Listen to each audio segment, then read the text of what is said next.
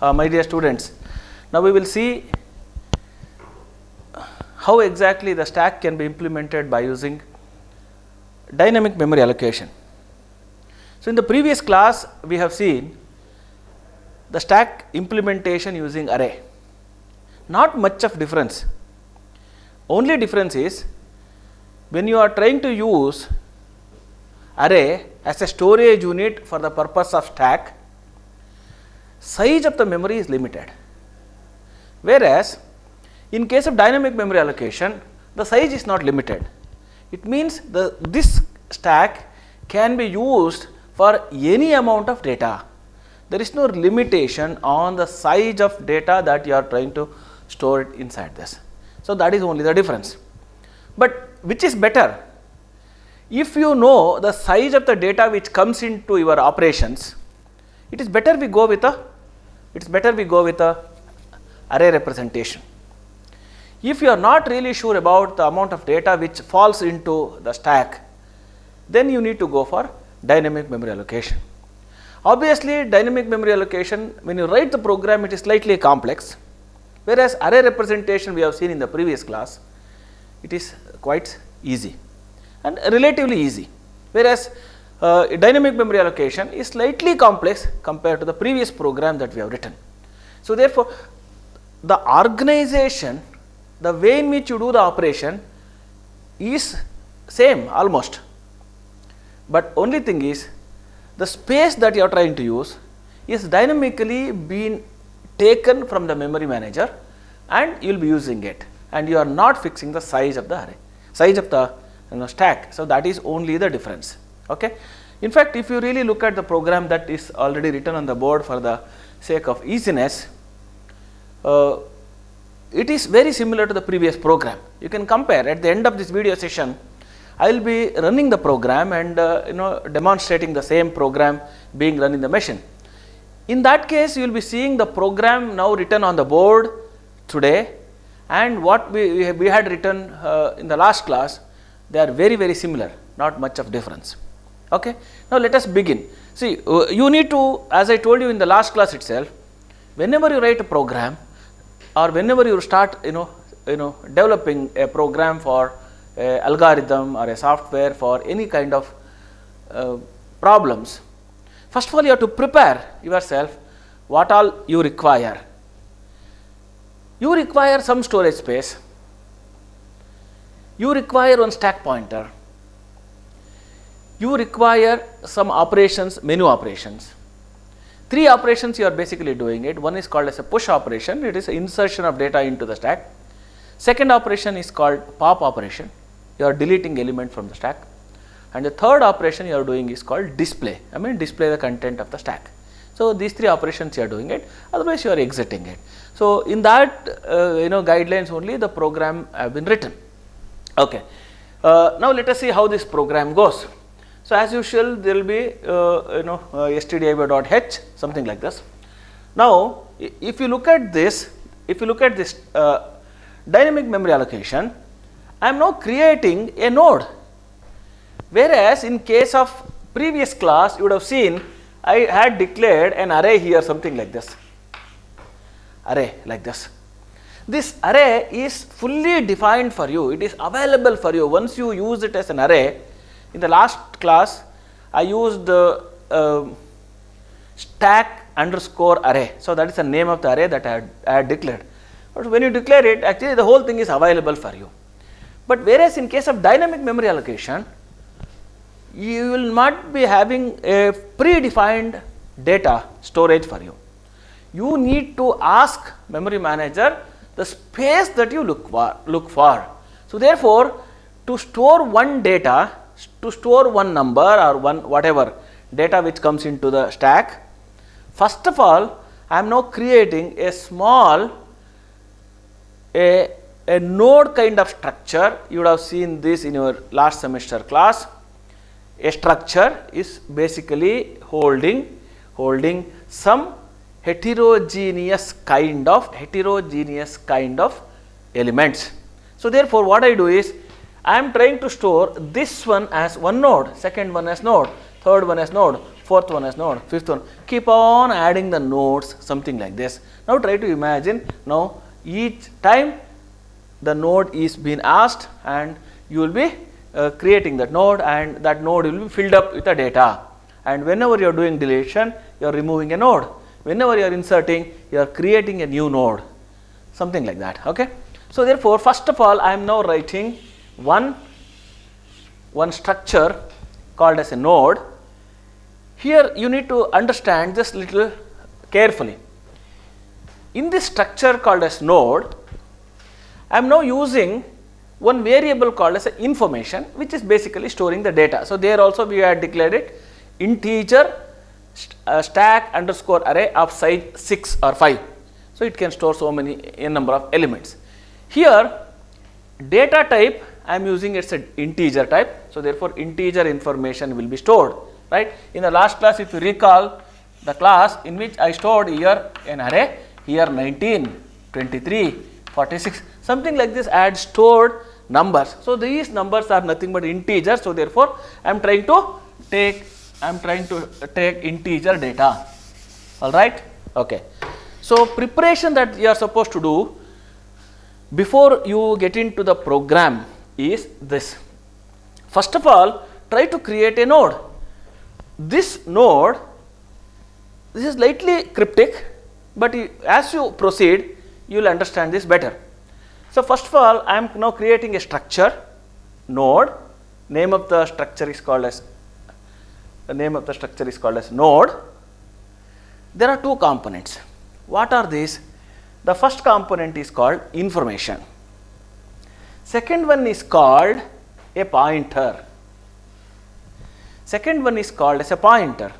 This pointer is capable of pointing to a structure.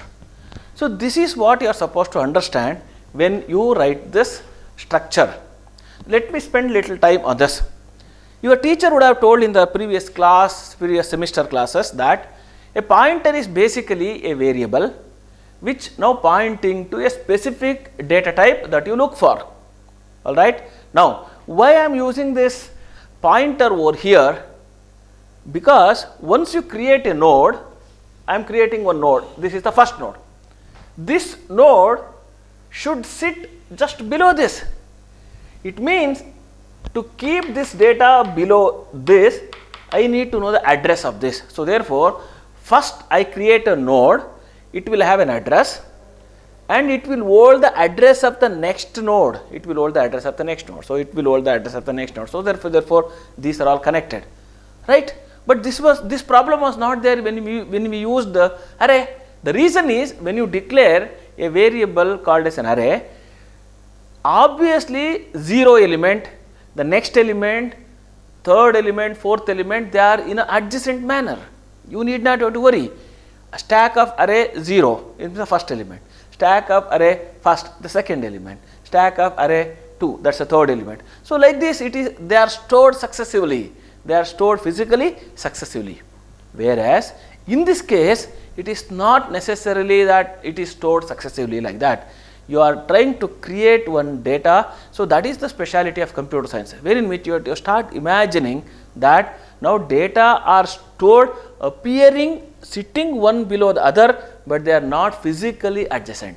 They are farther away, but I am storing the address of this with this particular thing. So therefore they are connected. I am assuming that this is sitting just below this. This is set just sitting below this. It is as good as just like your register number in the VTO.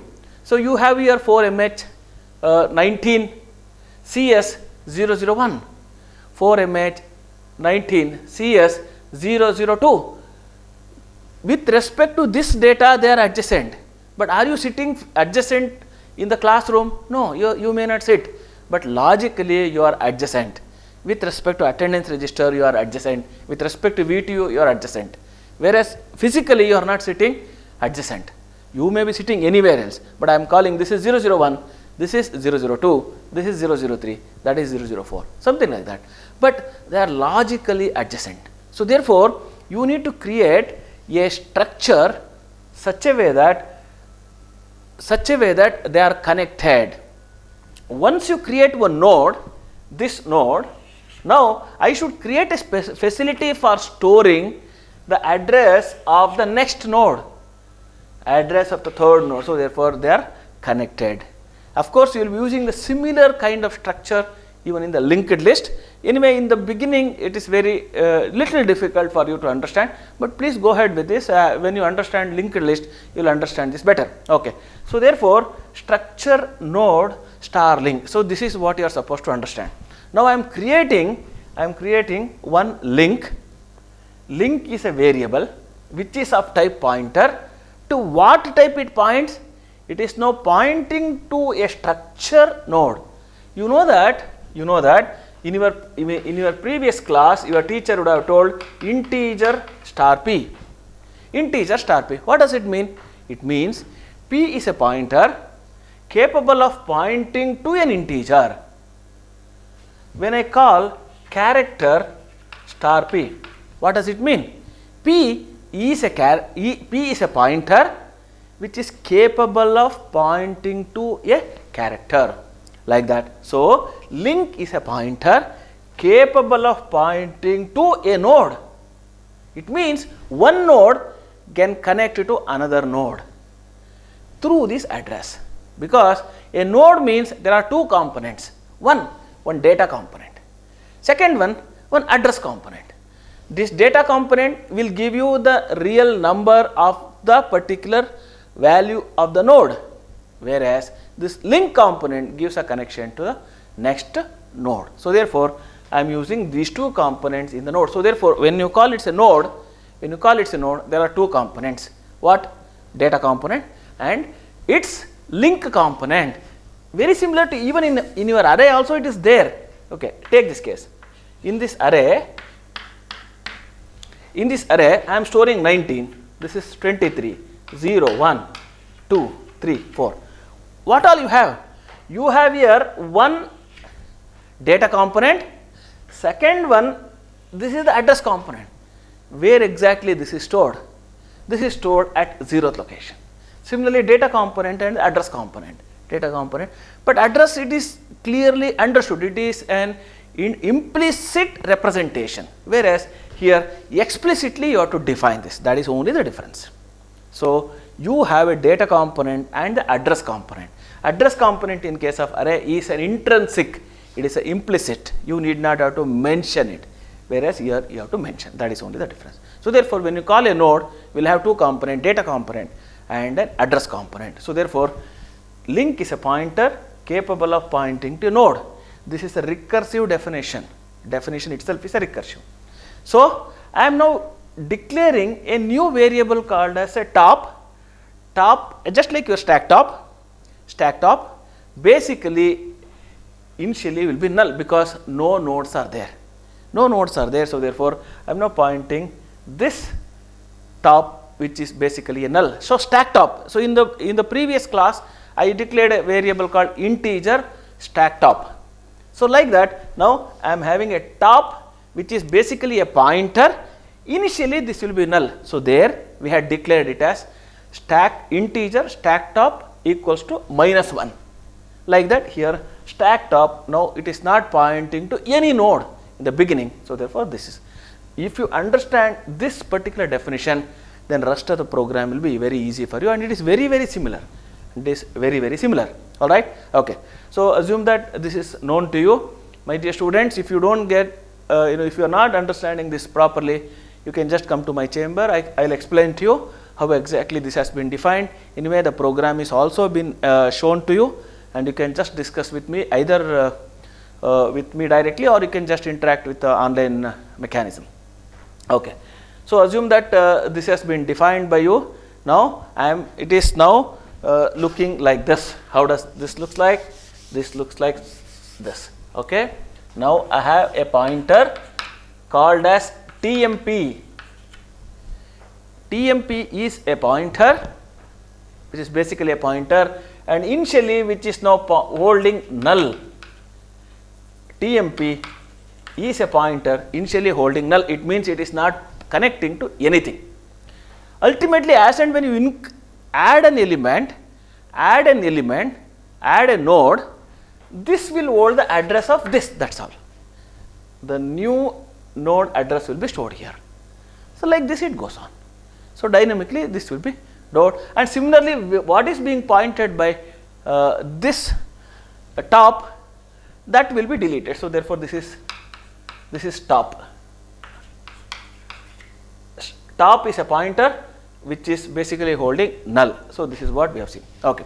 Now we will go to this main, as like the similar previous program, not much of change. So I am just taking an integer choice, then while unconditional, all right. So printf, so 4 options for you: push, pop, display and quit or exit. So printf, enter your choice. So read that, then you will be, now in the previous case I used if statement, now I am showing it to you with another way by means of this switch. So based on the value of the choice, so you will be switching to one of the operations. So either you will be going to the push or to the pop or to the display, or you will be exiting it depending on what is being typed, whether that user has typed 1 or 2 or 3 or 4. If he presses 1, it goes to insert. If he presses 2, it goes to delete. If he presses 3, it goes to display. If he presses 4, then you will be coming out of the program. So this is what you are done. This is very similar to the previous program. All right. Okay. Now we will see how does this push operation starts. So let us begin with initial state. In the initial state, we have here top, which is basically now holding null. Nothing is there in this. This is nothing but null. All right. Okay. So what I do, so it is the same procedure. The same procedure there how we did here also, we just do it. What is that? So first of all, see there in case of stack representation by using array, first thing that we do is actually check for overflow. If overflow is not there, then you can do the insertion. Here overflow is not there. There is no limit on size of the data that you are storing in stack. So therefore you need not have to check for overflow. So that step is gone. Now you are left out with only 2 steps. What? Create a new node. Create a new node. Then in that node insert the value. Increase the, change the value of the top. That's it. Keep doing this. Keep doing this. Okay. Now we will see. So first thing, no need of checking overflow. So now I am now creating a local variable called as a TMP. TMP is a local variable. See here. TMP is a local variable. It is basically a pointer. Next I am declaring one local integer called as push item. TMP is equal to structure node pointer. So this should be known to you. So since you are familiar, first time you are using this syntax, you need to understand what exactly this. So therefore this line of code, structure node pointer, it means you are returning a pointer. Why? Because TMP is a pointer. I have declared TMP as a pointer. So therefore what you need to store in a pointer, what something another pointer only should be stored. So therefore you are returning a pointer.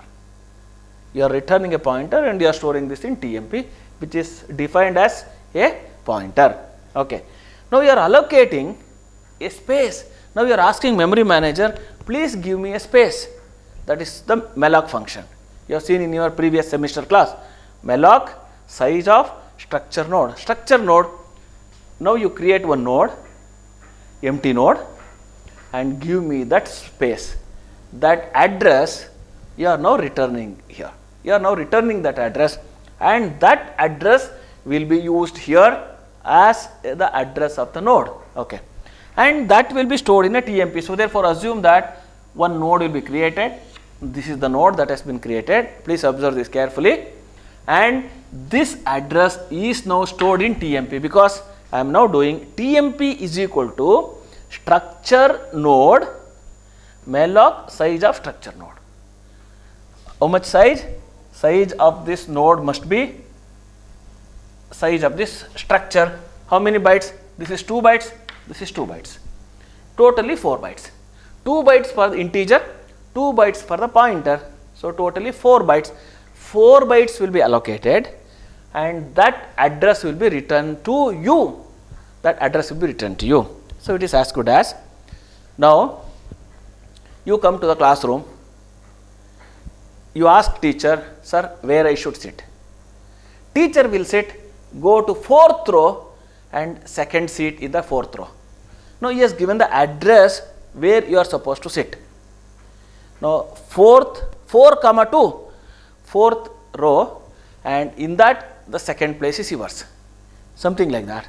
In this memory big space, you have been given a space. How much space? You have been given the 4 byte space, because you asked for 4 byte space. You asked for 4 byte space, so therefore 4 byte space is allocated to you. That 4 byte address where exactly this is sitting, right? So, when you make a big layout by the corporations, and every site will have address. When you apply for some site applications, so they will allocate one space for you. One site is allocated. The site will have address. That address is given to you. So, you will be given with the 4th main, 3rd cross, 4th street, 10th house is allotted to you. So, that is address. When you ask for some space, that space will be allocated to you. Like this, temp equal to malloc, please allocate memory allocation. Malloc means memory allocation. Memory allocation, size of structure node. Size of structure node is 4 bytes. So, please allocate 4 bytes for me, and please return the address and store this in TMP. That is the syntax what is being written here. Okay. TMP is equal to structure node malloc size of structure node. Okay. So, then node has been created and its address is there here. Please observe this now carefully.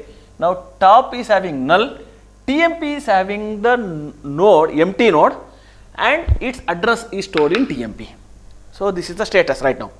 So, printf enter the new value. So, please enter the new value to be stored into the stack. So, into the stack. So, therefore, it has got 2 components. One is the data component, you have already seen here. So, please enter the new value, read that value. TMP arrow information, it means it has got 2 components, TMP arrow, TMP pointer. You can see from this, TMP information, TMP link. So, these are the 2 things which are there visible to you in this. There are 2 components in this node.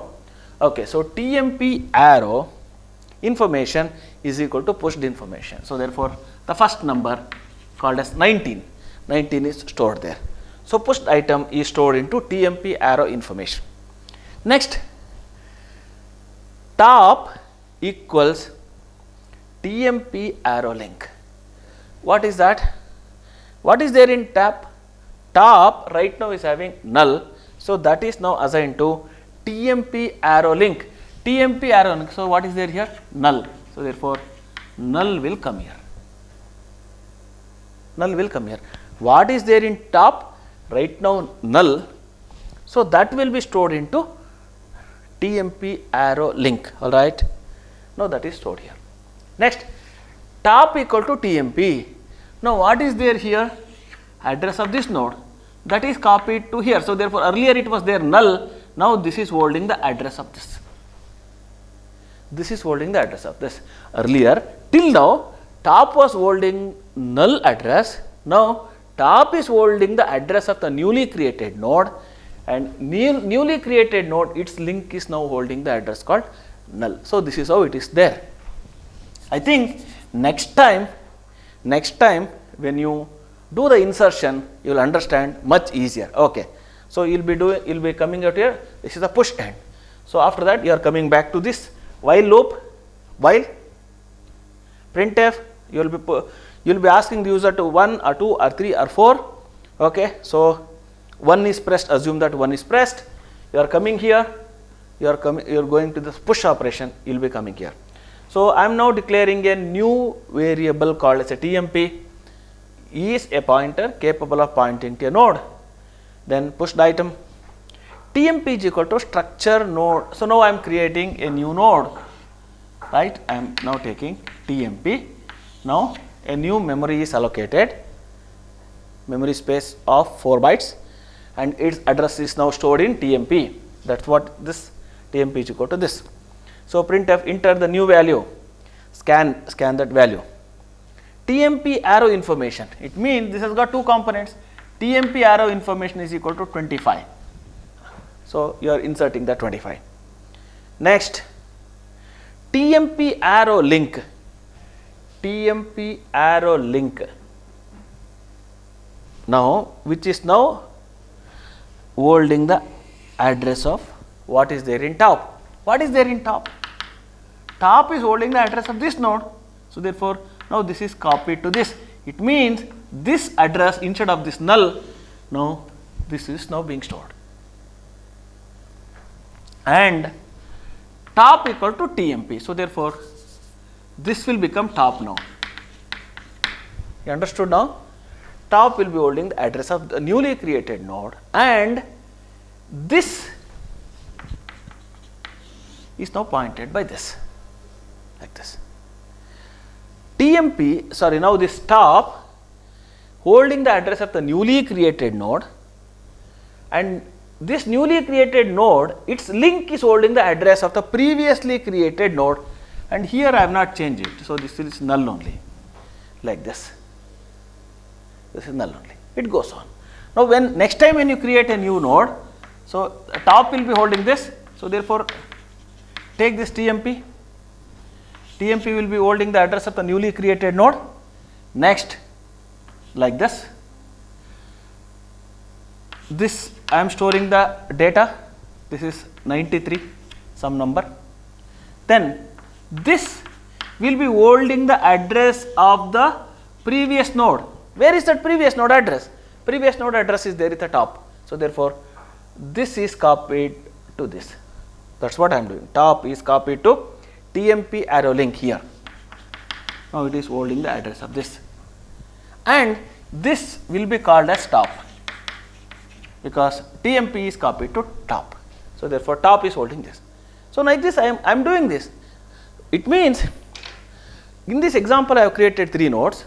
1, 2, 3, and top will be holding the address of the node which just came last, which the element which came last, that is available here. So therefore, that can be deleted very easily. All right. Okay. Now the sequence in which the elements came to the stack, they are stored, and the element which came last, that address is there at the top. The node which has come last, in that data is there and there is an address component. Data is there and address component is there. That address holds the previous data, previous node. In the previous node also there are 2 components, one data component and its previous address. So that is also having 2 components, one its data and its previous, but here it is null. So therefore, no more previous data. Like this you have to understand. Okay. So I am removing the elements from the stack till I get the null. This is how I am doing it. So inserting the this end and deleting from this end only till I get the null. So this is what the stack operation I am doing it. All right. Okay. Now we will see with the pop. So pop is very easy, but in the previous class also, when we do the deletion of elements from the stack with the array representation. So what we did is, actually first thing is your check for underflow. If underflow is there, you cannot delete any elements. Here also underflow should be checked first. Overflow is not there, but underflow will be there. If there are no elements, you cannot do the deletion operation. So therefore, first thing that you are doing is delete, first of all check for underflow. How to check? So structure, you create one local variable called TMP, which is a pointer capable of pointing to node, like this. If top equals to null, it means no nodes are there. So that in the previous class we have seen, if stack top equals to -1, it means no nodes are there and no elements are there. Here I can say, if top equals to null, stack is empty. Else means stack is having some data. How do you get it? Because top is not equals to null. Top not equals to null means you are doing this. You know it better now. In this case, there are 3 elements. How to do that? Just to remove this and make top is holding this address, that's it. Just make this top, now we are holding the address of this, that is sufficient. That is deletion. Deletion of a node is simple, changing this. Right now it is holding the address of this, instead of this node, let the top hold this address and disconnect this. That's it. Top equal to TMP. I am now passing the top value, its node address, into another variable called TMP, just for the sake of freeing, So printf the pop type. So which one you are removing out of these three? So you are removing this. So therefore I am printing the value of this. Before you delete, you do the display.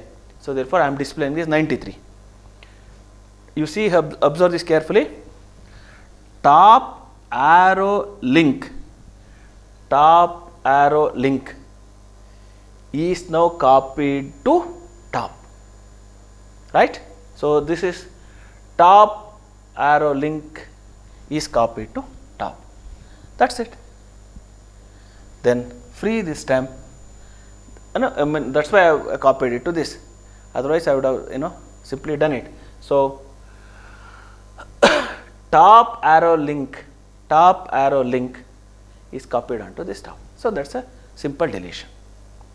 Similarly, display also, first of all, to do display, what is that operation you are doing is, first of all you check for underflow. If there are no elements, you can't display.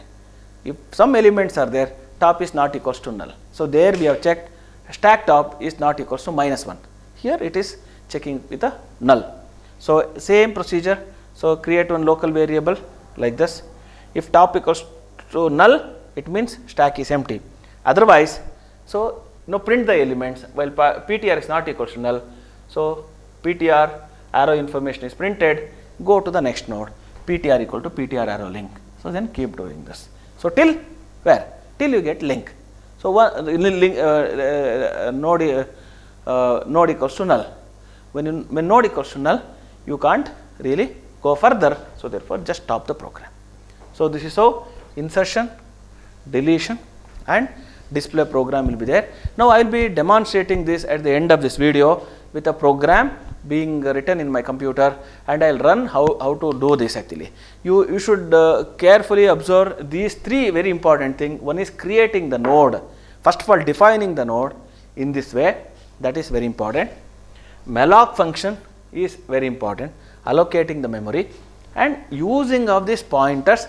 That is why I told you in the beginning, this is biggest advantage of dynamic memory allocation is actually no limit on the size, whereas the disadvantage is the program is slightly complex compared to the previous case. Okay. So I have explained to you two methods of implementation of stack.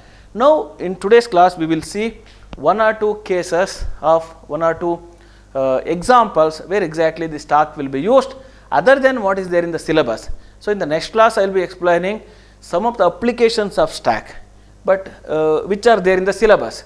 Now today we will see with two examples which are not there as a part of the syllabus, but let us see where exactly this stack will be used.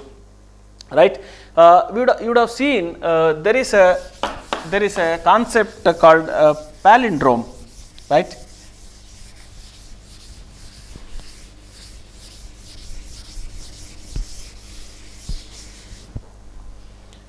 There is a concept called palindrome.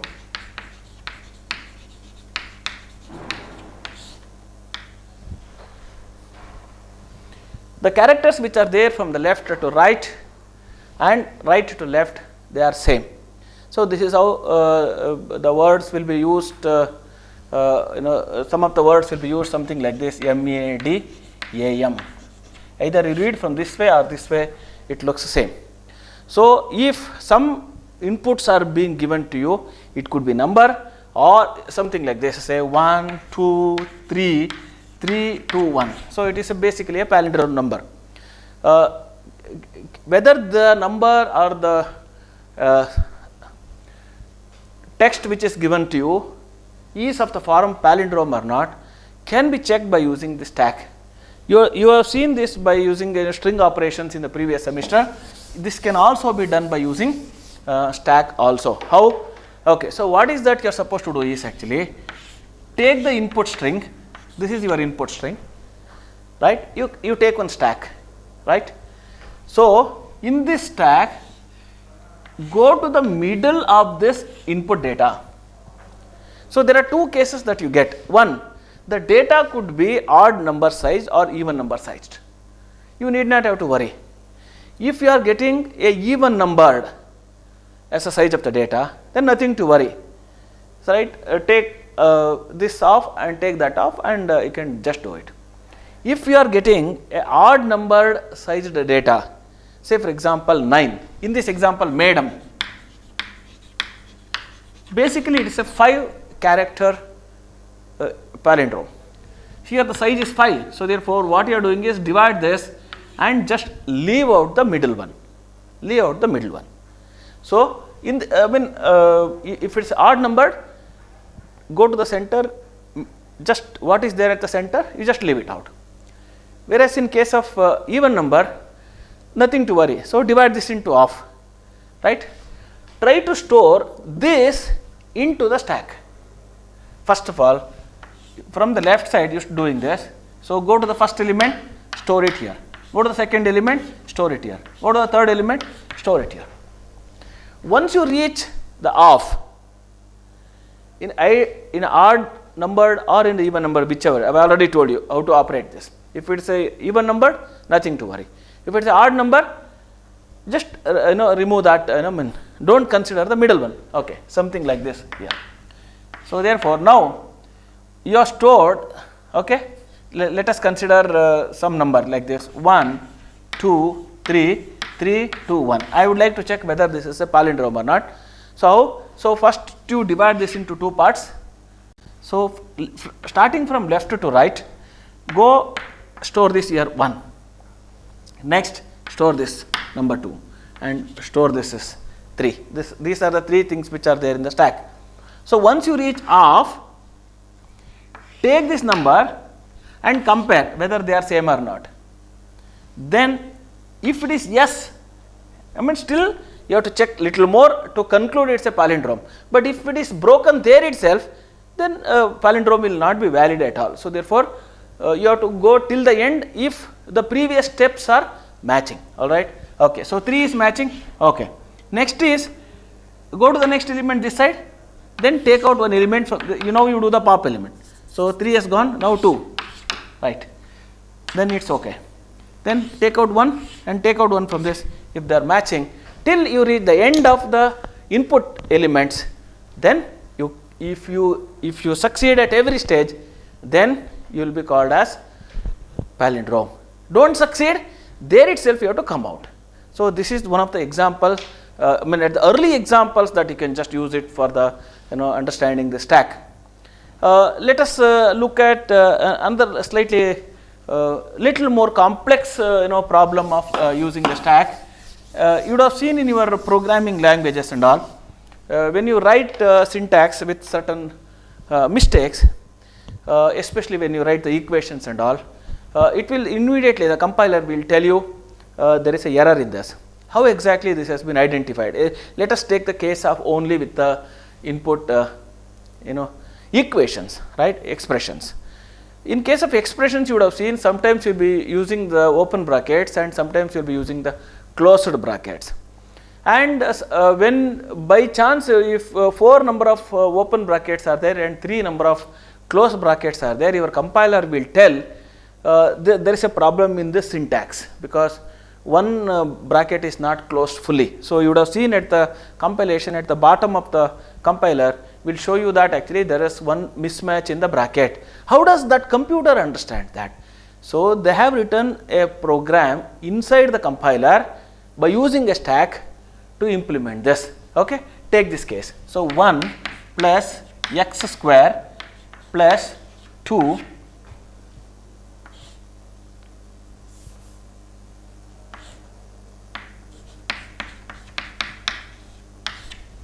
by chance if you have written an expression something like this 1 plus, I am just taking some arbitrary examples, 1 plus x square plus 2 followed by open bracket 4x plus 3 and close the bracket and put on semicolon. So it will indicate saying that actually you have done one small mistake by not putting one bracket. How does the compiler will understand this? It will not understand by itself, like human being. You means actually the fellow who has written the compiler would have written a small program by using a stack just to give an indication for the user. How does this works? Okay, each time when you get open bracket, put this into the stack. Put this into the stack each time. Whenever you get one close bracket, you take out one bracket from the stack. After reaching end of the expression, if there are something which are left out, then it is called as an error. Okay. Now let us see in this case. So I have written once I am getting this, so I am pushing this. So 2 times I am getting this, I am pushing this here. So after some times I get one close bracket, so I take out one open bracket out of this. But I have reached the end of the expression. Once you reach end of the expression and still there are something left out here, it says there is an error. So this is how it understands. Say for example, if there is one close bracket like this, so even when you go for this, whenever you encounter close bracket, take out one element from the stack. So therefore this will also go off. After reaching end of the statement, end of the expression, you will have nothing in the stack. So therefore expression at least from the syntax wise it is perfect, at least from the brackets wise it is matching. Alright. So but this is not as simple that we think. So there may be some kind of multiple kind of brackets which are there. Sometimes we will be opening a flower bracket, sometimes we will be opening a square bracket, sometimes we will be opening angular bracket, something like this, actually curved brackets. So there are many kinds of brackets that you will be using it. How does these things will be checked? So whenever you can push any kind of open brackets into the stack. It could be open bracket or a square bracket, flower bracket, whatever it is. You put an element into the stack, and each time at the end of the syntax, when you just continuing from left to right, whenever you get a close bracket, you take out one element from the stack and ensure that they are matching, right? When you get a flower bracket, on the top you also should have a flower bracket open flower bracket, and here it is a close bracket, and this can be taken out. And keep doing this. By chance if there are any kind of mistakes which is there, now here the closing bracket is a square bracket and the open bracket is a flower bracket which is coming from the stack, then there will be a mismatch. So there also there will be error will be declared, and the compiler will just give the indication. So today I have just given 3 examples, one with a palindrome representation, how to check a palindrome, and how exactly this brackets can be used with the 2 kinds of cases, only one type of brackets, and multiple kinds of brackets which are there. And of course you will be seeing it in the next class, how these stacks can be used for specific operations which in everyday programming language operations you will be using those. So one is called expression evaluation, and convert expression into postfix operations. So these 2 are associated, they are 2 independent operations, converting expression into postfix and evaluating the expressions. In these 2 operations you will be using stack exclusively. There are many other applications, but what is there in the syllabus are these 2. We will see those things in the next classes.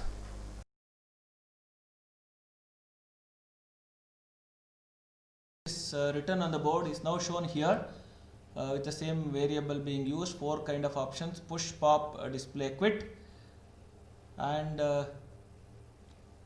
3 basic functions like display function, then we have a pop function and push function. So we will run this program now and look for all possible cases. Now we can see on the screen 4 options are there: push, pop, display, quit.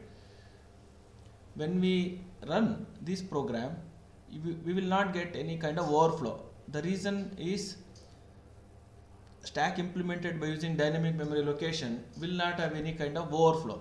Whereas in case of array implementation, we have seen in the earlier case, since the size of the array is limited, when you add more number of elements, than the size of the array, then it says overflow. Obviously, in case of implementation of this kind of program with dynamic memory allocation, there will be no overflow, only underflow will be there. So therefore, we will check only for underflow, and we will try to look for all possible cases. So first we will insert one element. So 10 we will insert. So 10 is inserted. I will insert one more element called 20. Now there are two elements. We will add one more. Now we have 30 into this stack. We can see from the content of the stack, 10, 20, 30. 30 is there on the top of the stack. So you can keep adding any number of elements into the stack. So you can see the content now, it is 10, 20, 30, 40. 40 is there on the top. So if I remove one element, that means popping an element from the stack. So 40 will be removed out of the stack. So I'll press 2. You can see popped item is 40. It means there are 3 elements left out in the stack with 30 at the top. You can see from this 10, 20, 30. So you can keep removing the elements from the stack and check for underflow. So how to check? So press 2. So 30 is removed. Now I'll press 2 again, that is removing of an element from the stack. So 20 will be removed. Now I'll do deletion of one more time. So 10 will be removed. Now if I try to remove any more elements from the stack, since no elements are there in the stack, it says it is empty, stack is empty. So now we have checked with the insertion, deletion, underflow, and also we have simultaneously we have seen display of elements. So after checking all the possibilities, I can do quitting this program by pressing 4.